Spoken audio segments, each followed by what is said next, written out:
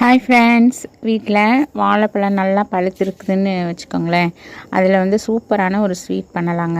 இப்போ நான் வந்துட்டு ஒரு 5 வாழைப்பழம் எடுத்துருக்கிறேன். கொஞ்சமாக முந்திரி பருப்பு வறுத்து எடுத்துட்டு அந்த வாழைப்பழத்தை வந்துட்டு நெய் ஊற்றி அதை நல்லா ஸ்மாஷ் பண்ணி நெய்யிலேயே வந்து நல்லா வணக்கி எடுக்கணுங்க. நல்லா வணக்கிட்டு அதுக்கப்புறம் என்ன பண்ணணும் அப்படின்னா, அதில் வந்து ஏலக்காய் பொடி பண்ணி வச்சுருக்கு, அதையும் போட்டு நல்லா கிளறி விடணும்.